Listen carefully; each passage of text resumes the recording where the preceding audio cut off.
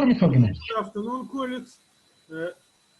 Now we have second part of our today's section. Our first speaker is Professor Vladimir Man'ko. Will talk probability representation of quantum. Vladimir Ivanovich, you have half an hour. Thank you very much. Good day, everybody. Then I will start the talk, which is titled called Probability Representation of Quantum State. In fact, this talk represents some review of the new, in a sense, new representation in quantum mechanics, which corresponds to activity to consider quantum states not only as it is usually considered in conventional quantum mechanics formulation. It means that wave function or density matrix, but to try to construct such representation which is practically classical-like representation of the states, but in quantum mechanics. I will now show you the abstract of this situation. Abstract of this situation is shown here, and I will tell you what it means.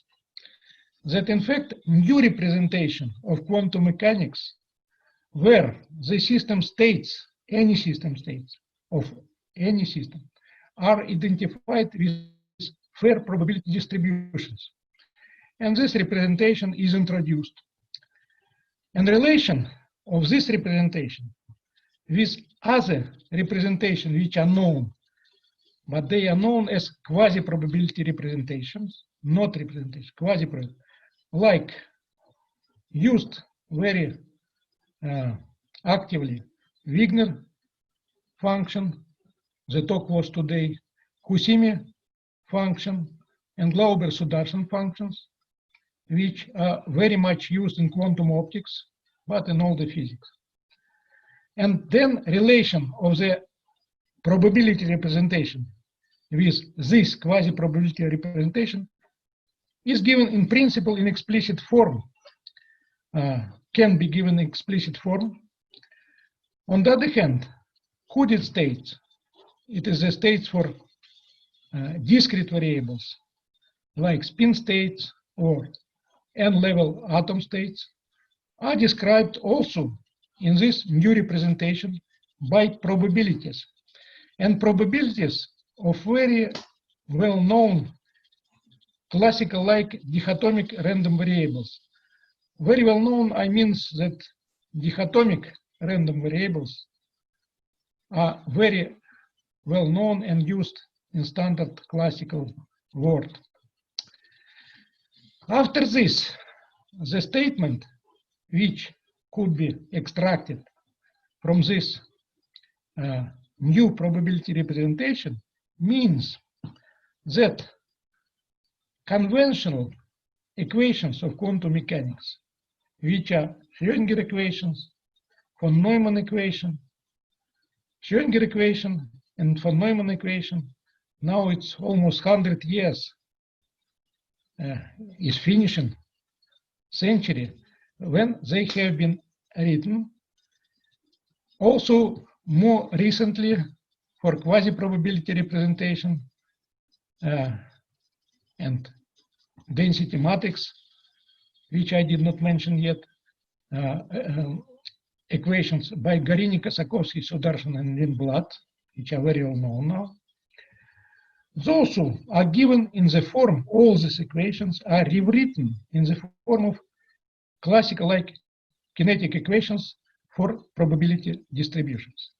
This is ideology, in fact, means that quantum mechanics, which uses in conventional form the notion of state, which is intuitively quite far from classical notion, because wave function or density matrix intuitively difficult to connect with classical-like notion or with classical image. And of course, probability in quantum mechanics is used and is related with wave function, but nevertheless, only modulus squared of wave function, for example, of harmonic oscillator, provides probability density of position, if it is position representation, for this quantum oscillator. But phase of wave function has no intuitively clear physical meaning, which is physical meaning in the sense of understanding classical physics. So now I described ideology of all quantum mechanical states. But in order to make it as clear how this representation is constructed and how it is related with the system, in the beginning of the talk, I will speak about simple as possible system of qubit, or system which is spin 1/2 particle system, or two-level atom. And on this particular example, I will show what means this probability representation, how it is related with wave function, and how Schrödinger equation, which is very well known, could be written as equation for the probability representation, which describes in this new representation quantum state of two-level atom. Other things what I would like to mention, I have to tell that today we have listened the talk by Ashot today, Avanesov, and the notion of Wigner function was related, and representation of Wigner function in Dixit situation was considered.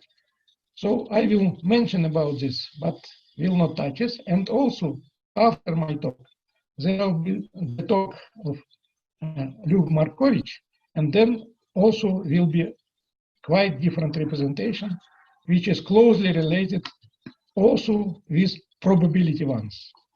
There will be different, like Glauber, Sudarshan, Wigner, and other, but also probability representation relations will be given. I will tell you the simplest example, and then everything will be, I hope, clear how it's going on. And then the point is that first equation and first difference of quantum mechanics from classical one was quantization of energy. And quantization of energy is described in conventional quantum mechanics by Schrödinger equation, where we have Hamiltonian and wave function.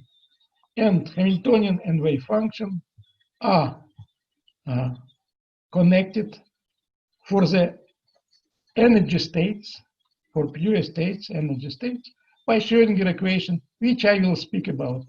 And this equation is written in the formalism of, as I would like to say, Schrödinger started it for wave function, but then Dirac introduced notion of state vectors in Hilbert space, and it is usually written in very simple form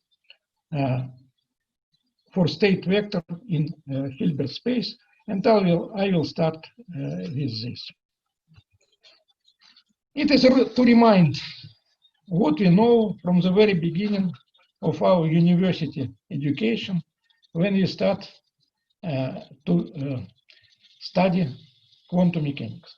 So as you see, Hamiltonian is described by 2x2 matrix with matrix elements H11, H12, H21, H22, and wave function, which is in fact for two-dimensional Hilbert space, for two-level atom or spin 1/2 particle, is a Coulomb with component psi1 and psi2.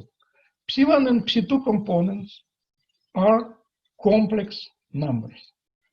So psi1, as we understand, describes situation when, for example, for spin 1/2, spin looks up, and psi2 corresponds to situation when spin looks down, if up and down is z-axis and along z-axis or contra z-axis. And then we know that energy of this situation is obtained as solution of eigenvalue equation for this matrix. So there is complex matrix, there is psi1, psi2, there is energy with eigenvalue, and if we solve this equation, we will get eigenvalue and eigenvectors corresponding to this equation. And we have quantized energy, which describes only two energy levels. So this is quantization for the qubit states. And this is Schrödinger equation. Again, idea which lives almost 1 century, in the sense that here psi1 and psi2, from classical point of view, quite intuitively unclear what it means. We want to rewrite this equation, and idea to do this started, as I did mention, long ago. First attempt, of course, for continuous variable was applied, attempt to find solution of the form to give classical-like picture of this equation. Classical-like picture means notion only what is used in classical mechanics and in classical statistical mechanics is describing the situation, equations and something like this, but it is what is written here, psi1 and psi2, complex number. It is not probabilities. Okay, how we could do this? So we remembered what means psi1, psi2, what means h1, h12, h21, h22. And the matrix also here, it is necessary to mention, is Hermitian. Hermitian matrix, so Hamiltonian. Hamiltonian is operator of energy. So this is spin situation. So energy here is 2 by 2 matrix. And for spin 1/2 system, we know how we can find this matrix. Also, last years, we know that there exist attempts to construct quantum computer which uses qubits, and in spite that qubits here is written on example of spin, but two-level atom, it is something which is used, for example, in superconducting circuits, devices which are based on Josephson junction construction, where such kind of two-level atomic system modeling 1/2 spin situation also is used. So we can consider this equation, which is written not only for spin 1/2, but for two-level atom of qubits, which are realized in devices like, for example, superconducting circuits. Okay, now what I will do, I will remind very interesting phenomenon, which is based on understanding what means linear algebra. Linear algebra or vector in two-dimensional space. That is first things. Second things is the following one. We know that in linear algebra, one can use not only 2 by 2 matrices, but 3 by 3, 4 by 4, 5 by 5, and so on. But this is not that only situation, not only situation. We know that there exist in linear algebra matrices not only 2 by 2, 2 by 3, 2 by 6, and so on. It means not quadratic matrices. Also, matrix, which is shown here, vector psi1, psi2, can be considered also as a matrix. It is matrix 1 by 2. And now let us rewrite the Schrödinger equation, multiplying now 3 matrices. We have 3 matrices, and we multiplied matrix psi1, psi2, which is a Coulomb matrix, by matrix psi1 star, psi2 star, which is a row matrix. So after this, we have equation which looks as follows. We have product of 3 matrices, and we have to solve. But we will do the following things.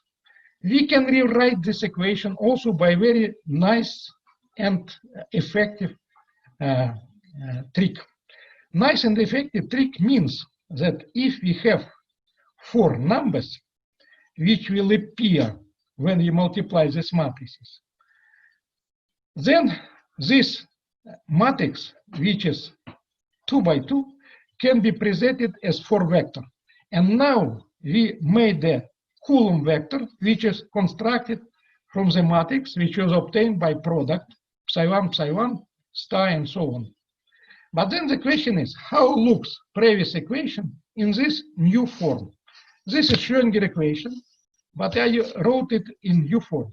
We see that this equation became very similar to Schrödinger equation for 4 vector.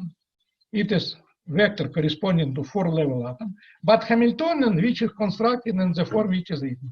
And if we will solve this equation, we did the same problems that in previous solving the Schrödinger equation and solving quantization procedure. Equation is equivalent to previous one, but it is now looks, as we have shown, as 4 by 4 matrix. On the other hand, what means this construction, psi1, psi1, and so on? We see that this construction, if you look at the equation which is shown here, this matrix is equivalent to density matrix of pure states. And this is 2 by 2 matrix. So what is written here, we, instead of 2 by 2 matrix expressed in terms of wave function components, constructed equation for vector corresponding to density matrix. But then the question is, what is use of this matrix? And then I will write this matrix in interesting form.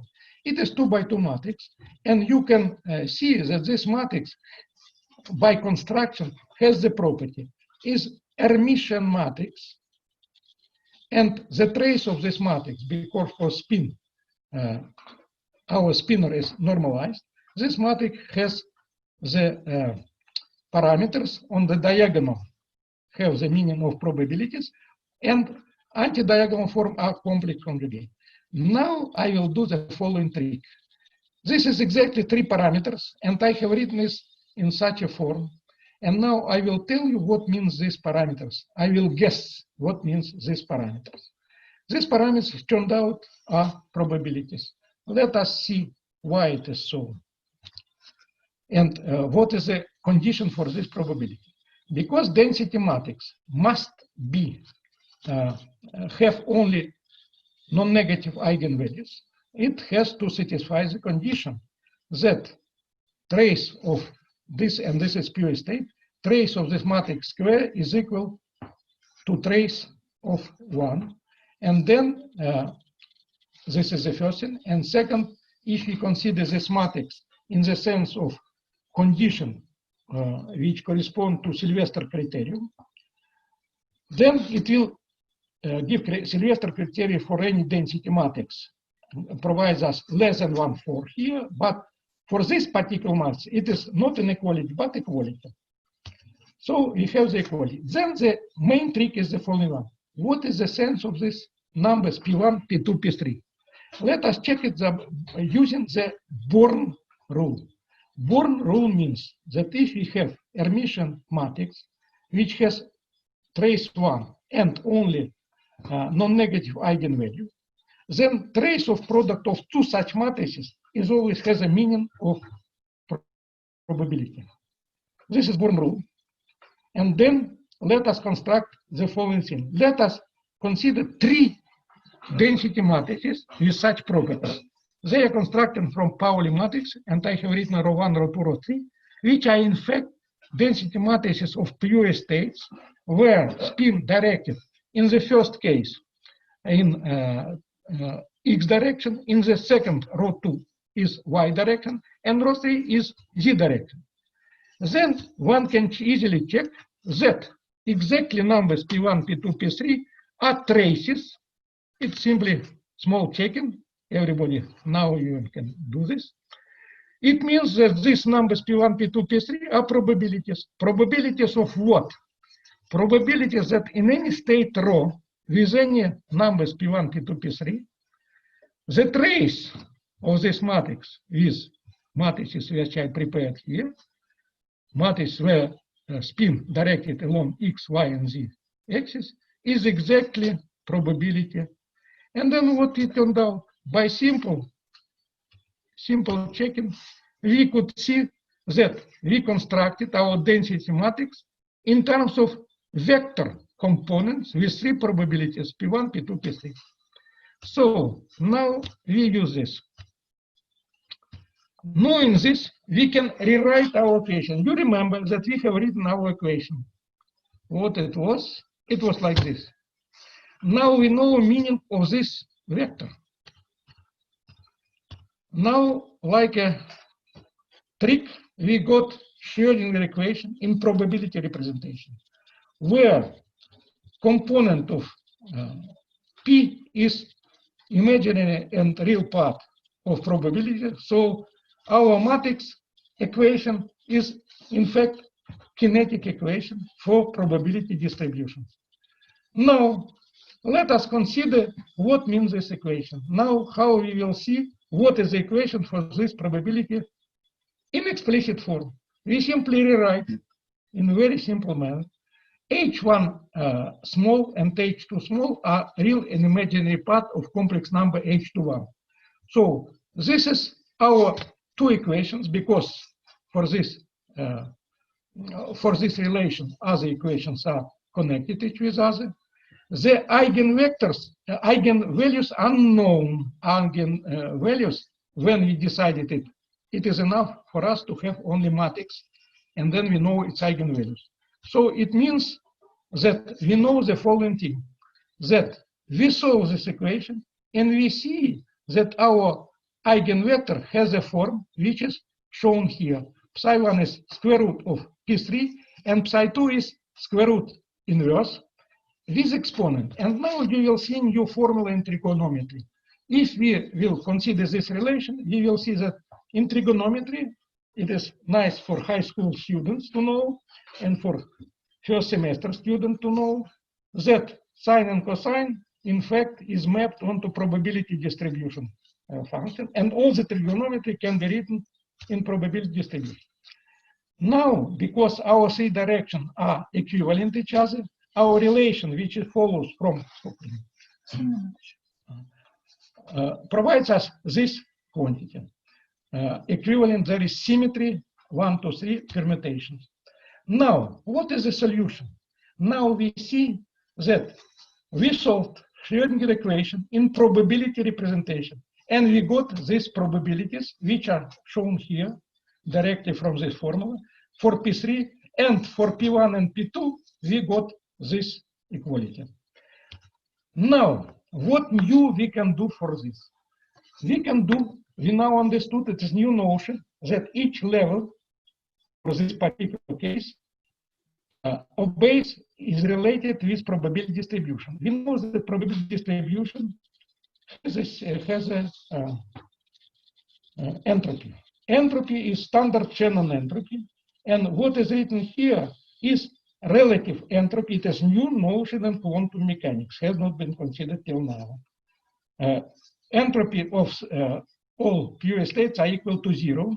Now it is entropy of each energy level of system for pure state system, and it has entropy, and it is characteristic of all the energy levels. For example, ground states has such characteristics, and this could be checked experimentally. What is this characteristic, and what is larger? What is entropy is larger first, and ground state is smaller entropy. Now I would do end of this short report, and I will show some words about other things. And report is the following one. What new we have shown? We have shown you, okay. We have shown you, we rewrite Schrödinger equation in conventional quantum mechanics in new form. Wave function is replaced by probability distribution, and Schrödinger equation here for energy level is written as equation for probability distribution, which is formally similar. And all the continuous variables have this formulation where instead of wave function and instead of wave vectors are probability distribution. This is the main result of the approach, which we call probability representation of quantum mechanics. Everybody now can repeat this calculation, but what is possible to do for all the systems like atom, hydrogen atom, oscillator, we are writing exactly the same equation only for probability distribution, okay, only for probability distribution, where this vector is considered as infinite dimensional probability distribution. Yeah, but in mathematics, there is nothing bad about this. It's a standard probability distribution. And in fact, what I would like to finish is after this is done, we put this wave function in density matrix into standard kinetic equation, standard Schrödinger equation, or von Neumann equation, and repeat this transformation, obtaining classical like kinetic equation for standard probability. Thank you very much. I finished. Thank you, Vladimir Ivanovich. We have just 1 minute for discussion. Yeah.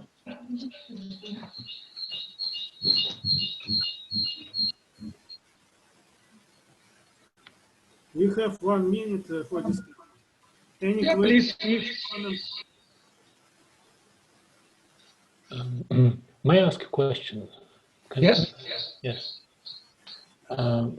So there is strong echo coming. So as far as I understand, you are identifying 3 positive numbers that characterize the state of spin 1/2. Yes. How do we know that they represent probabilities of anything? I mentioned Born rule. Born rule says, and we know, that if we have function psi 1, psi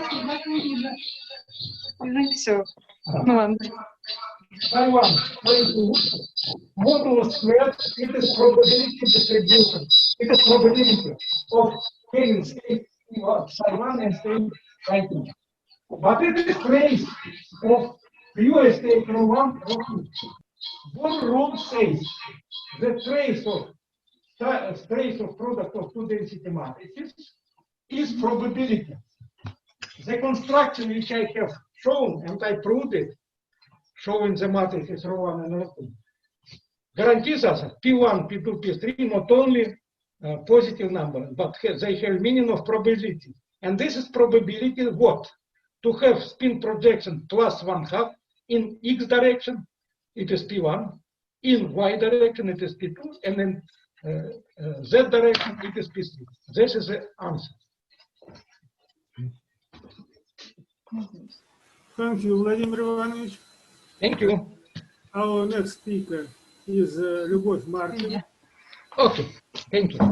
Focus on Quantizer-Dequantizer operators, formalism for integral transforms between quasi-probability functions and Tomogram. You have 1/2 of hour. You know that integral transforms are a powerful tool of functional analysis, and that they are helpful to solve differential equations. Such integral transforms map an equation from the original domain where it's hard to solve them to the domain where it's easier to hold these equations, and even it's possible to solve them easily. Let us have gamma and gamma tilde, two open subsets. Then the integral transform is a particular kind of mathematical operator given by the following formula, where g from t and tg from u are the original and the image function, respectively. K is a kernel function from two variables, t and u. And normally, distributions and quasi-distributions are used as kernel functions. Most of such kernels have associated inverse kernels, k minus power minus 1, and they introduce the reverse integral transform. Hence, using the known image function, the original function g from t can be restored by the reverse integral transform. Integral transforms are used both in classical and quantum mechanics. In classical mechanics, the particle states are identified by position and momentum. In classical statistical mechanics, they are identified by the probability density by the distribution function on the phase space. The distribution function is very helpful, since using it we can find different statistical properties of the particle. For example, the average, the mean energy and the mean angular momentum.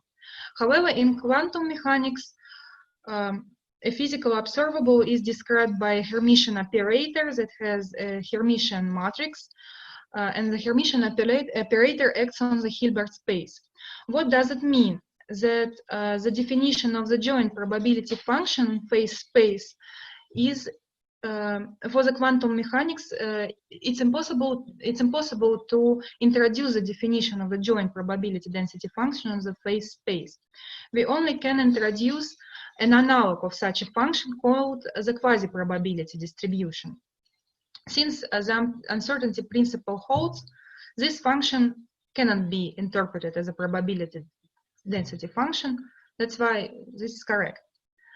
The association of a classical phase space function f a from q and p with the quantum operator is given by the following formula, and the function f a from q and p is called the symbol of an operator a, and in its turn f plays the role of a kernel function of this integral transform.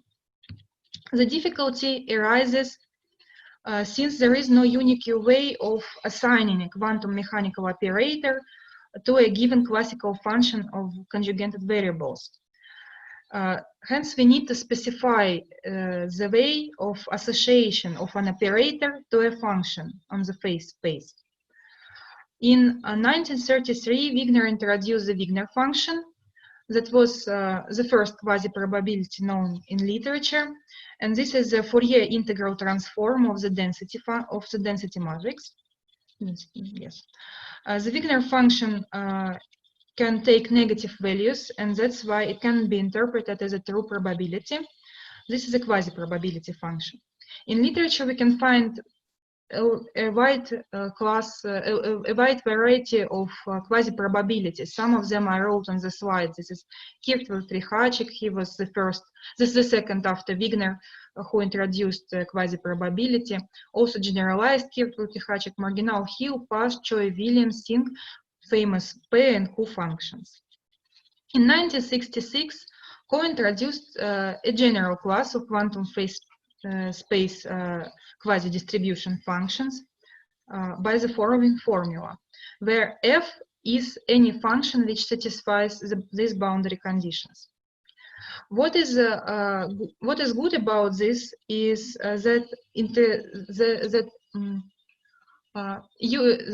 if we substitute instead of f the functions from this set, we can introduce all the quasi-probabilities. For example, if f is equal to 1, then this is a Wigner function.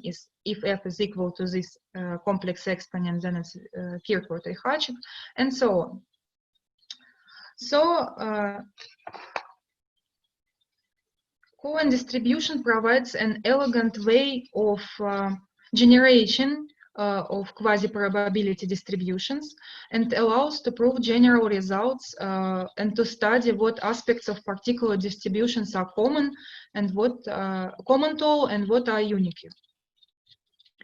Since it is impossible to introduce a joint probability distribution on the phase space of a quantum particle, it was a belief that this is impossible to find a fair probability description of quantum states. However, the tomographic approach to quantum mechanics provides us with such a chance. Due to the tomographic approach of quantum mechanics, we can describe any system with a true probability. What does it mean? The quantum state is described by means of a fair probability distribution called the quantum tomogram. That is the Radon transform of the that was introduced as a Radon transform of the Wigner function.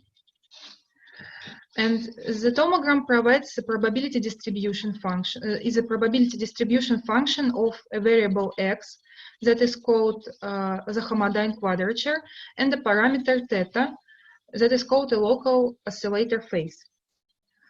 An operator symbol for the tomographic probability function is called the tomographic W symbol.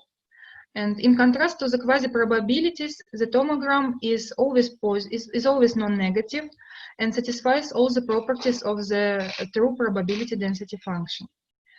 In fact, the optical tomogram is a measurable probability, and that means that all physical characteristics can be extracted if we know the tomogram exactly in the same way as if we exactly in the same sense that one can get all physical characteristics of the system if he knows its wave function or the density matrix.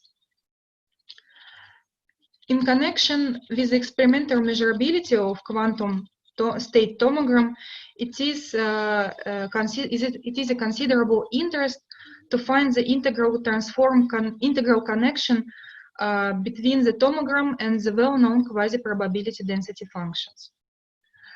The aim of this work is to discuss by examples of different quasi-probabilities the aspects of quantization procedure within the framework of approach based on the notion of Quantizer-Dequantizer operators formalism. The operator A, this can be a density matrix, or this can be a measurable operator of the system, some observable, is mapped onto the symbol FA by means of a special set of operators called dequantizers. They are given here by U. This set can be either finite or infinite, or either discrete and continuous. So for continuous variables is on the left column, and for the discrete is on the right. The reverse transform is given by the set of operators that are called quantizers. This is D. And using this reverse transform, we can restore the operator A from its symbol. The star product of two symbols corresponding to two operators A and B is provided by the following integral, where the kernel can be found if we know the dequantizer-quantizer pair. Now, since one operator, that is a density matrix or observable, can be identified by many symbols, so this can be several quasi-probability density functions or a tomogram, it is interesting to find the connection between different symbols. And this is possible using the following method. Let us have the second pair of quantizer and quantizer. Then a new symbol can be introduced by the following formula and the reverse transform. Hence, we can hence two symbols phi A and FA corresponding to two different maps can be connected by an invertible integral transform of the following form, where the intervening kernels are provided by the following trace. So if we know the pairs of quantizer and dequantizer for different pictures, then we can immediately introduce the invertible integral transform between two symbols. Using this method, we would like to introduce the integral transforms between the quasi-probability functions and tomographic probability. We start by Quantizer-Dequantizer operator for tomogram. The tomographic symbol omega WA of the operator A is obtained by means of the following dequantizer operator. Its pair is a quantizer of the following form. Using the star product formula, we can immediately introduce the kernel that has the following view. Next, we introduced quantizer and dequantizer for the Cohen quasi-probability function that is provided on the slide, and also the kernel for the star products. Now, using these two pairs, the dequantizer and quantizer for the Cohen quasi-probability, and the quantizer for the tomographic symbol, we can immediately find these invertible integral transforms between two pictures. Two symbols, the tomographic symbol and the Cohen quasi-distribution symbol, corresponding to different maps, are connected by the following integral transform, whereas intervening kernels has the following accurate view. The strength of this result is that we can substitute instead of f some functions and get the integral the connection between the tomogram and other quasi-probability distributions. For example, it is known that if f is equal to 1, then the Cohen quasi-probability is reduced to the Wigner quasi-probability distribution, and then we immediately get the well-known result is the connection of the tomogram and the Wigner function that is known to be the Radon transform. And using this, we get the following connection of the optical tomogram and the Wigner function. Since the optical tomogram of the photon quantum state can be measured by the homodyne detector, it is possible to reconstruct the Wigner function using this integral transform. Next, in the paper, we found the integral connection between the tomogram and the Kirchhoff-Ricacek quasi-probability density function. It is provided on the slide. We can see that Kirchhoff-Ricacek quasi-probability is a complex function, as it was expected.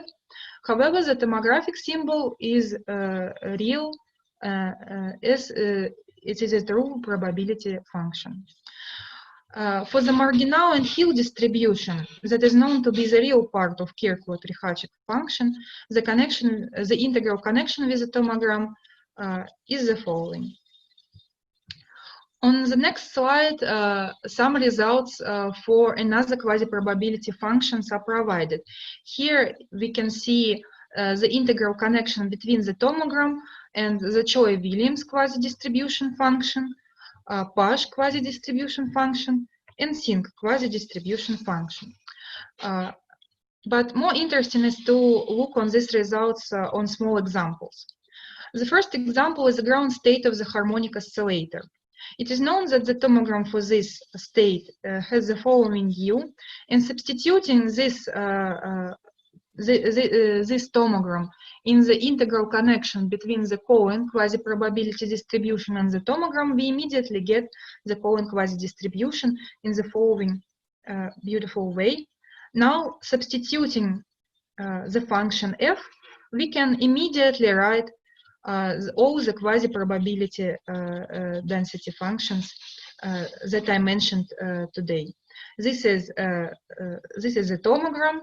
This is a Wigner function, Marginal-Hill, Choi-Williams, Pasch, and Singh quasi-probabilities. The second example is the first excited state of the harmonic oscillator.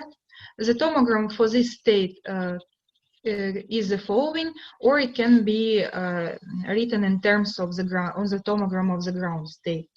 Similarly to the previous results, I substituted this tomogram in the integral connection between the tomographic symbol and the colon symbol and got the quasi-distribution in the following form.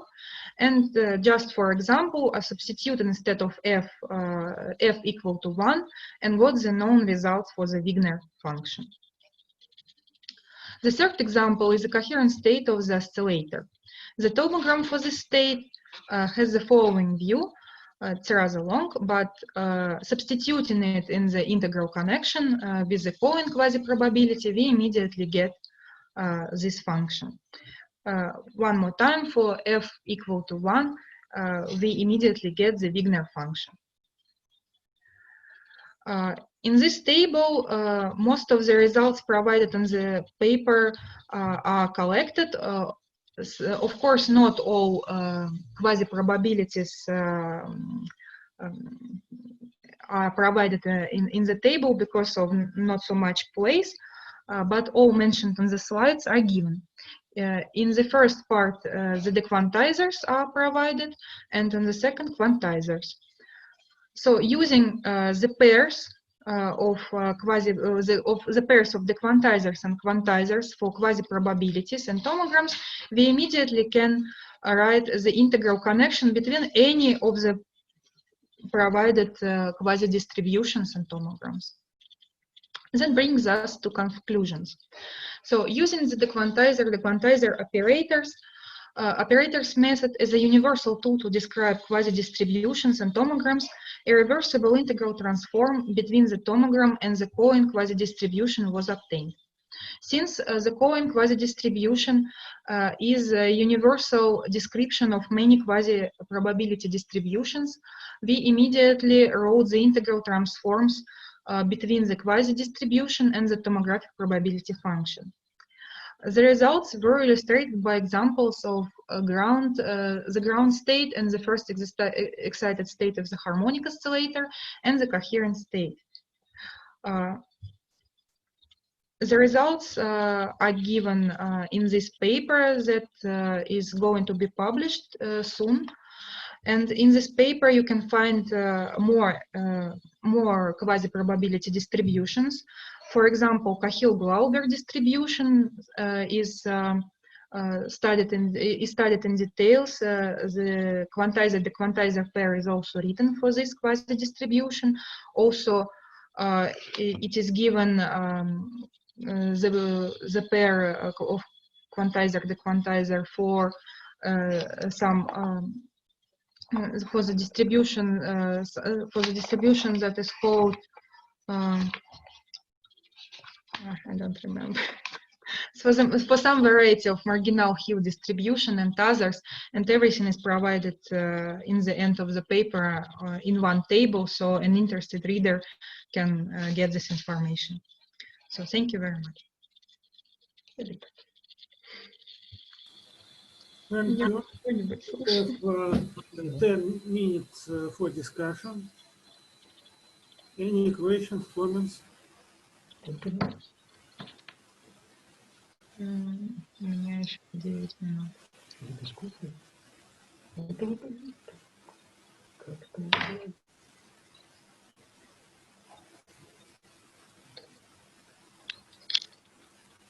Не слышу. If there is no questions or comments, then our next speaker is Alexey Kodukhov. His talk is a relation between coherence of quantum ensemble and uncertainty for a single observable in the case of an arbitrary amount of particle entanglement. Yeah, may I start? I don't see you, but I switch on my video. Can you hear me? yes. I can see myself on the screen. I don't know why you can hear me. You can see me, sorry. I see you, but not your screen. Yeah, sure. just a second. Show your presentation. Yeah, yeah.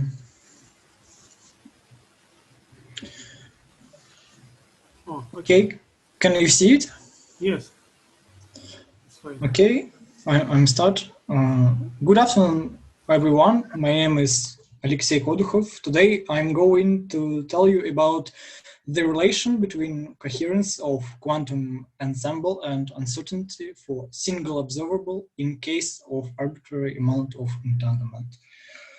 I will start with motivation of this work. Next, I will cover, necessary theoretical aspects, coherence of ensemble of quantum states, entropic uncertainty for relation for single observable, ensemble measurement duality, and entanglement measure. And I'm going to finish with main results of this work. If we talk about motivation, there is interesting fact that the coherence of an ensemble of quantum states has similarity with uncertainty of quantum observable. The relation between ensemble's coherence and observable's uncertainty was considered in special case in the article of Dmitry Kronberg. In this work, general case of such relation will be obtained. Now let's move on to the first part of my talk, which is about coherence of an ensemble of quantum states. Let us first consider a set of quantum states Li with their probabilities Pi. It is called ensemble. One can look at simple example of the BB84 protocol, where 4 pure equiprobable states are used. Here, one force is probability. As we know from quantum cryptography, there is no observable which can provide us with full information about the given state from the ensemble. However, if we consider ensembles plus and times, so it is like 1 and 0, and these Adamar states, they separately can be measured in computational basis and Adamar basis, respectively, and the full information might be obtained. It means that each ensemble can be diagonalized in the appropriate basis, but the basis where all states from two ensembles are diagonalized does not exist. We will call E is classical if all its states are diagonalized in the same basis. Next question is how can we quantitatively characterize the quantumness of a state or an ensemble? Relative entropy can be measure of the distance between quantum states ρ and the nearest diagonal states ρd, where non-diagonalized state elements are discarded in the same basis. This right here, where S of ρ is for Neyman entropy. In this context, it is called relative entropy of coherence. For the ensemble of states, the mean relative entropy of coherence in a given basis was defined, where U is described is unitary transformation, which described basis in which we measure relative entropy. One can consider the minimum over all bases. Thus, the basis-free coherence of the ensemble has been introduced. Here, minimum is taken over all unitary transformations U. And E ensemble is coherent if its coherence greater than 0. Next, let's move on to the entropic uncertainty relation for a single observable. For two observables, X and Z, there is uncertainty relation, where H is entropy. As discussed in the Dmitry Kornberg paper, one can look at the most general measurement, which is described by a set of operators, Hammond operators. They add up to a single operator.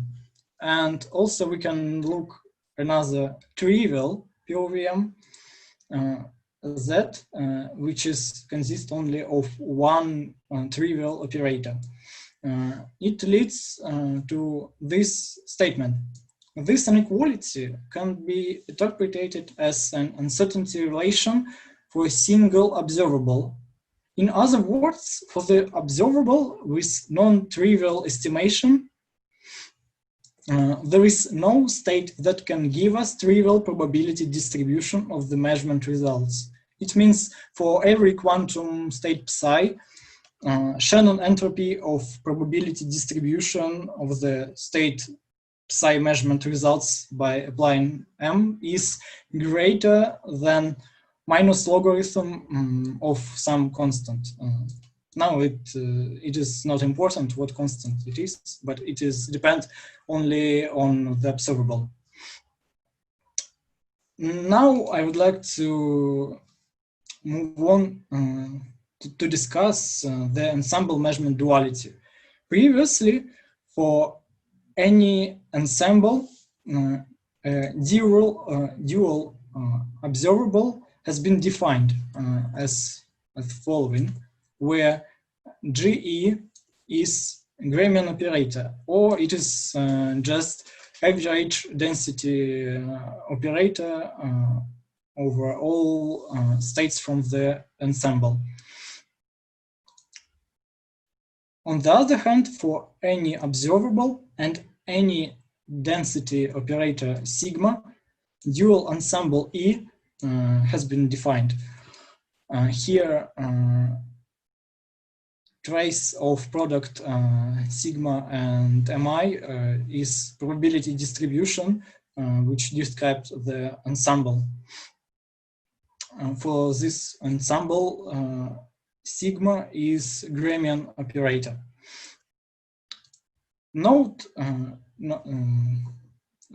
that for any projective measurement and chaotic state sigma, the corresponding ensemble has pure mutually orthogonal states. It means that it is classical. On the other hand, for any ensemble of pure mutually orthogonal states, the corresponding observable will not have uncertainty. In previous work of Dmitry Kornberg, the relation between uncertainty of observable and coherence of dual ensemble was studied in the case of chaotic state. Now we need to understand how to characterize the state sigma, which differs from chaotic state, and how to obtain dual ensemble having observable and the state sigma. That brings me to the next part of my talk. Firstly, let us consider the observable M, general measurement, and entangled state with Schmidt decomposition, where IA and IB are orthonormal bases in corresponding subspaces, and lambda I are Schmidt coefficients. Now I'm going to formulate a lemma without a proof because of the limited time. This lemma is important to understanding of how dual ensemble can be obtained. Applying the observable M to the subsystem A fixes an ensemble of quantum states in the system B, such that the probability distribution that describes this ensemble is here.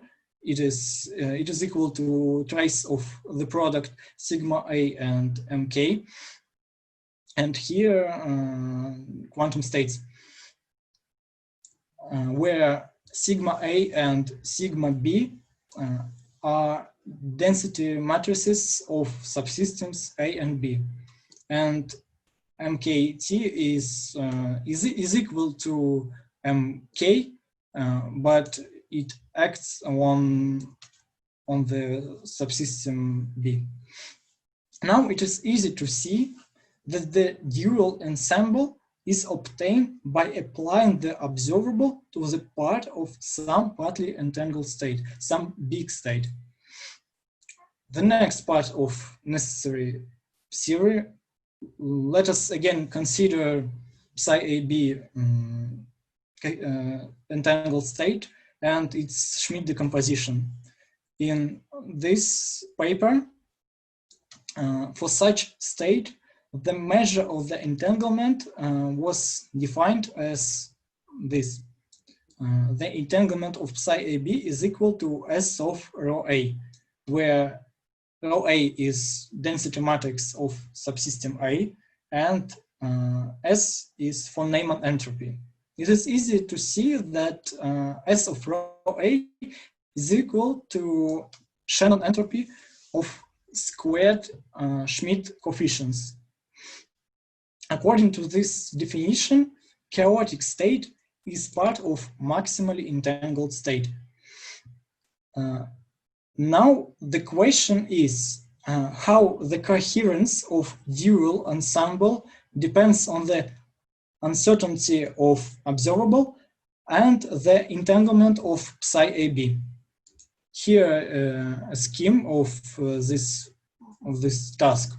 We have two subsystems A and B, and there is correlations between them which are described by the state psi AB. Psi AB has measure of entanglement. We apply observable to the subsystem A, and we obtain dual ensemble R on the subsystem B.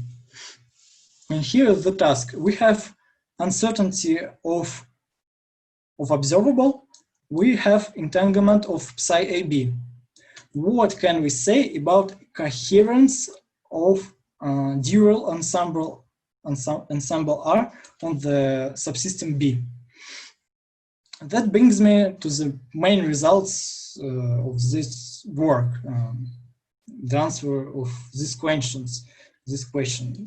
Let us again look at partly entangled state and its Schmidt basis, and the density matrices of subsystem A and B are here.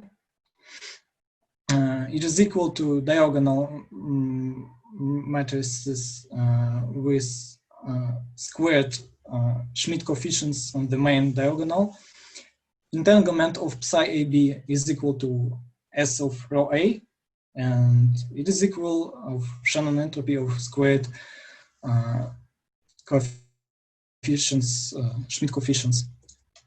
And now let us consider the observable M with uncertainty and apply it to the subsystem A. Here sigma is equal to rho A. We need sigma to obtain dual ensemble, dual for the observable.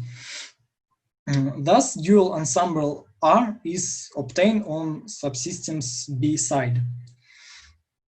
The next statement is the main result of this work.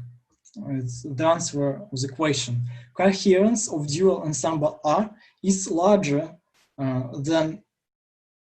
greater than entanglement of psi AB plus uncertainty of observable minus Shannon entropy of probability distribution of the state sigma measurement results by applying M.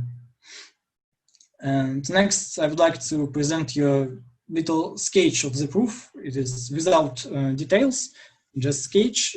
Firstly, we need to fix orthonormal basis U. No, sorry. Here. We will measure quantum states from ensemble in basis U. And let us denote Y as set of signals I, which are described by quantum states from the ensemble, and X as set of the measurement results K. Next, we can write mutual information between Y and X. Here, two equivalent statement of mutual information. First, measurement result entropy without knowing the state. It is just we measure the state and we obtain some results, but we don't know what state we measured. And the entropy of the about measurement results is greater than entangled. Next, signal state entropy without knowing the result is just probability distribution that describes our dual ensemble here. Next, signal state entropy with knowing the result. It means that we measure states, we know the results, and what now can we say about quantum states that we measured? It is entropy of the uncertainty. It is greater than U. And the last one, measurement result entropy with knowing the state. It is equal to coherence of ensemble in basis U. Using these 5 expressions, we can obtain the main result of this work. For more details, I believe that the paper will be released in near future. That's all. This work was prepared by me, Alexey Kodukhov, and Dmitry Kronberg. Thank you for your attention. If you have any questions, I would be happy to answer them. Thank you, Alexey. Now we have 20 minutes for discussion. So, any questions, comments?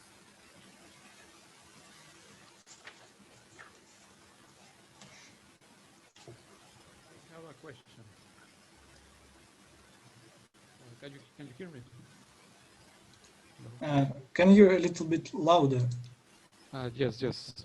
Can you hear me now? Yeah. Thank you. Okay. Well, the question is, which kind of systems can get this equality for your inequality? In the case of coherence, yes. This inequality, can you please repeat again the question? Well, what needs to be satisfied in order to have the equality in this coherence? What systems can, what yes. Ensembles? We need some conditions for this inequality. Firstly, we need non-zero entanglement, because of if entanglement is 0, U is always smaller than this term. It means that if in 0 coherence case, we always will obtain trivial estimation. So it don't give us any useful information. Okay, thank you. Mm-hmm. Any other questions, comments?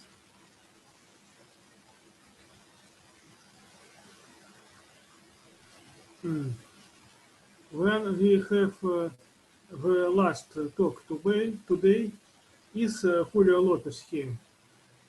Ah, I see. Yes, I'm here. We cannot see your presentation. Just give me a second.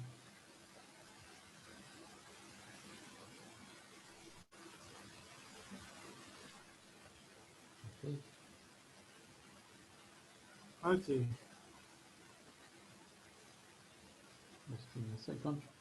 So you can start your talk. Okay. Yes, a second. Okay, well, my talk, I will talk about the differential formalism, a new differential formalism for the evolution of Gaussian states, and how to use this type of formalism in order to find out new aspects of Gaussian state, like, for example, invariant states. This work is in collaboration with Professor Vladimir Man'ko and Margarita Man'ko. So the objective is to construct a formalism that describe the evolution of Gaussian states in terms of derivatives, which give us new features, like the possibility of describe invariant or quasi-invariant states. We all know that Gaussian states have been very important during the few last decades, because of the use of this type of systems from quantum metrology to quantum information. So it's very important to find new features that can be checked in these experiments.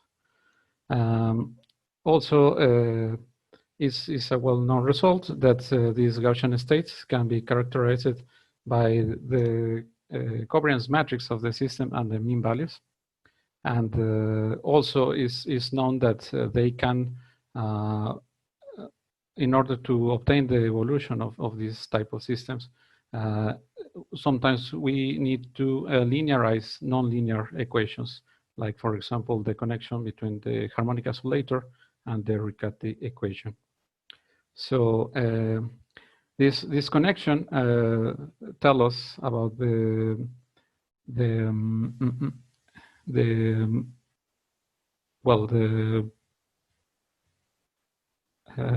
relation between the Riccati equation, which we can write like this, is a nonlinear equation, which through a transformation we can linearize, and this transformation led us to a second order homogeneous equation, which can be characterized as a damped harmonic oscillator. So in principle, the evolution, well, I will show you in this talk that the evolution of these type of states led us to nonlinear equations for the parameters of the density matrix, that using also the information about the covariance matrix of the system, we can solve these nonlinear equations. So in principle, they also can be used in order to obtain some information of nonlinear equations like the Riccati one.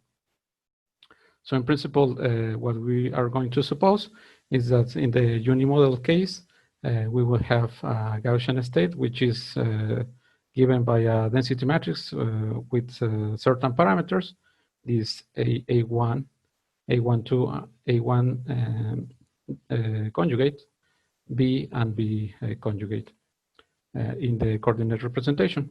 So, well, from this density matrix, we can check that the covariance matrix for this system is given in terms of the real and imaginary parts of all these parameters. And the mean values also are given like this. So our first approach that we will be discussing here is how the evolution of this Gaussian state lead to nonlinear equations for the parameters of the density matrix. So for that, we will going to suppose that our system is evolving in a certain Hamiltonian given by a quadratic system with parameters omega 1, omega 2, and omega 3, and linear part also by this part.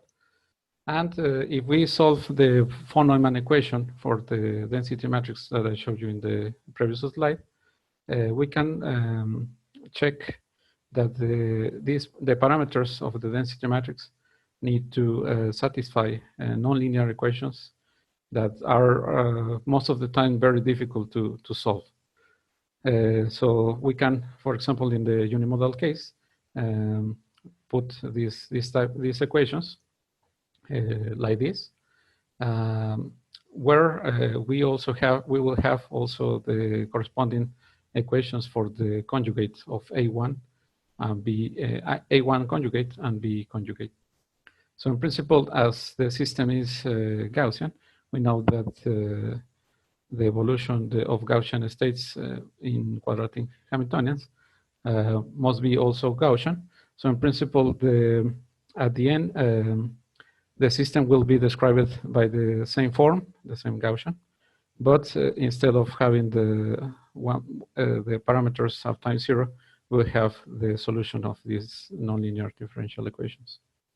So this is the first approach that we will be discussing, and the second approach that we can check to solve the evolution of these type of systems is the one that corresponds to the definition of constants of motions. So the constant of motions in this case are operators which time derivative is equal to 0. And if, well, it has been found out that in the quadratic Hamiltonians, these operators are linear in terms of the momentum and position operator, or the quadratures of, if we're talking about some other kind of system. So the functions of time, these lambda 1 and lambda 2, are the classical solutions for the Hamiltonian system. And we can construct from these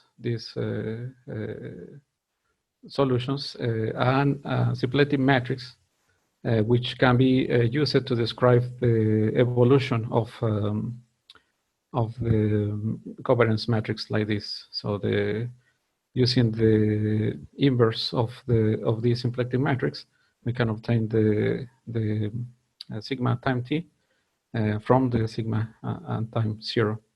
So in principle, this using this property, we can check that this leads to a system of linear equations, which are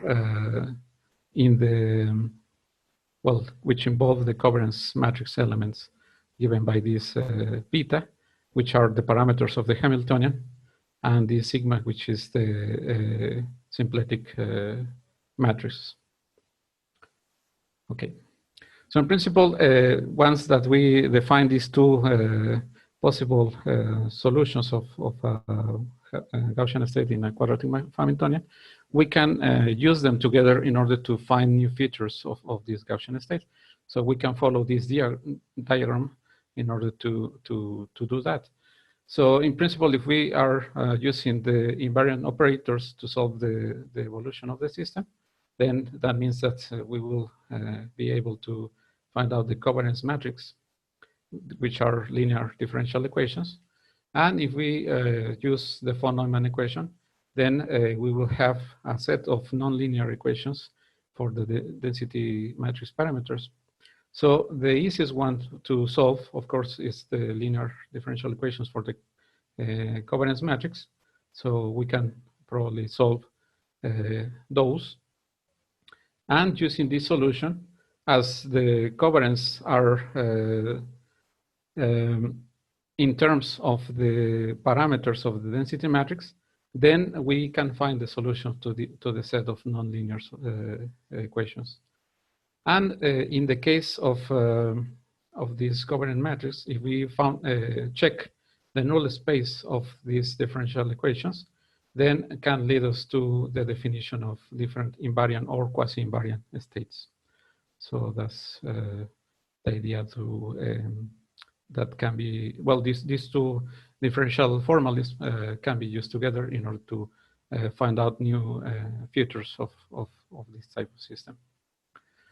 So to simplify this, I will again work with a unit model Gaussian system given by the density matrix, as I told you before.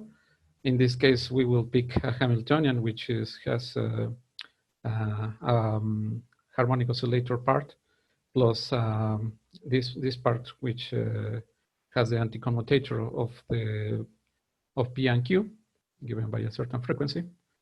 And in principle, if we check the equations, the differential equations for the covariance matrix, we can uncouple them and see that the resulting equations are related to this, well, are given by this. So in order to solve them, we need to suppose some conditions, some initial conditions, and for the derivatives. So in principle, if we suppose that, we will find a general solution given by these three functions, which where these x0, y0, and zeta0 are given by the initial conditions of the covariances. So in principle, the nonlinear equations that are results from the von Neumann equation, the solution of the von Neumann equation, in this case, can be written like this. So in principle, using on this correspondence between the covariances and the parameters of the density matrix, we can then get the solution of this type of equations. So I didn't put them because it's kind of big, it's bigger than this expression. So, but in principle, we can analytically have the solution to this system of nonlinear equations. So, and then we can either check the evolution of the covariances or the evolution of the covariance of the density matrix. Okay, so in principle, then in order to define in this example the invariant states, we need to define, well, we need to explore the null space resulting from this type of equations. So in this case, this is characterized by a matrix called M, given by the frequencies of the system, and we need to find a null space that satisfies that M times P, where B are the different covariances, equal to 0. So in principle, well, the rank of this matrix is equal to 2. So in principle, we can find one solution which allow us to have invariant states, and in this case, the solution is given by this expression for the initial covariance matrix. So, well, where this C is a constant. So in principle, if we suppose a certain state given by the exponential that I told you at the beginning, with this initial covariance matrix, the covariance matrix of the system will never change over time. So we need to fix these covariances in terms of the different frequencies of the system. in order to have an invariant state. So if we translate that into the density matrix parameters, then we will have that these A1, A12 are given by these expressions. So well, this is the example, the most easiest example that we can take into consideration. But this procedure can be extended to more dimensions. So in principle, if we take into account a bipartite system like the one given by the frequency converter, we can also apply this type of considerations. So, well, in the case of the frequency converter, is a bipartite system which takes into account two different beams in a non-linear medium. Each one of these beams are described by a different frequency, like for example, one green and one red.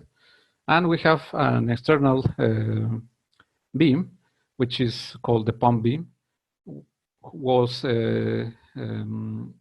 goal is to pump some photons into the system, into the nonlinear system, and the interaction in this nonlinear system give us the conversion of the frequencies at the end, at a certain time. So in principle, we will have that now this beam that was green is now red, and the other one is green. Okay, so in that case, the Hamiltonian of the system is also given by two different kinds of operators, A1 and A2, where the interaction between these beams are given by this term. So where this omega is the pump frequency, this omega-1 is the one of the frequencies of the input beams, and omega-2 is the other one. So in that case, for example, if we want to to define different invariant states, then we need to find a solution to this type of equations equal to 0, where this B in this case is related to the 10 different linear independent covariances of the system. So we will have P1, P1, P1, Q1, and so on. So if we explore the null space of this matrix M, then we will have well, we will be able to or not to define the invariant states. So, well, in this case, the Hamiltonian also we will need to put it in terms of B matrix, because will be important. So this B matrix is given in this expression. And at the end, if we explore the different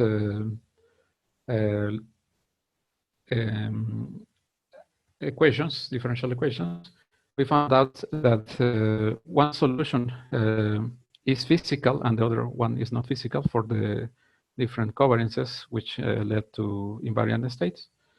And the solutions for these invariant states are given by these terms. So where this, I remember that this omega-1 and omega-2 are the frequencies of the different beams. So, and the other, well, the ones that are not listed here are equal to 0. So in principle, if we translate that into a invariant Gaussian state given now by, well, in this Gaussian form, where this Y is the 4 variable S1 prime, S1, S2 prime, S1 and X2. Then this A, if we take this A equal to this form, the evolution of this Gaussian state in this frequency converter will be equal to 0. I mean, there will be no evolution, it will be an invariant. So in principle, we can deal with some other type of Hamiltonians. For example, what is also called the parametric amplifier. The idea of the system is more or less the same as in the frequency converter, but the thing is that we have also a pump beam, two input beams in different modes, and the result of the interaction in this nonlinear medium is the amplification of these beams. And but the frequencies remain the same. So in principle, we will have only a stronger beam. And well, if we think that the pump is not depleted, then that means that the energy of this pump is infinite. Then we will remain the same. So following the same procedure, we can search in the null space for the differential equations in the case of the amplifier, which Hamiltonian is given by this expression. In this part, we will have, instead of A1 dagger A2, as in the frequency converter, A1 dagger A2 dagger. And also here is the frequency of the pump beam, and these are the two frequencies. We can explore the null space, and by exploring this null space, we found out that there is no physical solution which led us to invariant states. So, but nevertheless, we can define some states which vary very well, which variation of the covariance matrix is very small, is small in comparison with the variation of the mean value of the Hamiltonian. So we call those type of states quasi-invariant states. So here you can, well, we can see some results. These are the different covariances, well, the evolution of these covariances in terms of the time for parametric amplifier with different initial conditions. So we can see that the variation, although it looks like is very big here for this type of covariances, in reality, if you compare with this line, the gray line, which is the variation of the mean value of the Hamiltonian, is small. So in principle, we can prove from these plots that we get a system that is varying not as fast as the mean value of the Hamiltonian. So also one of the things that we can also use this formalism is to study the non-unitary evolution of a certain subsystem in a composite system, like for example in the bipartite Gaussian state, like the ones that previously discussed.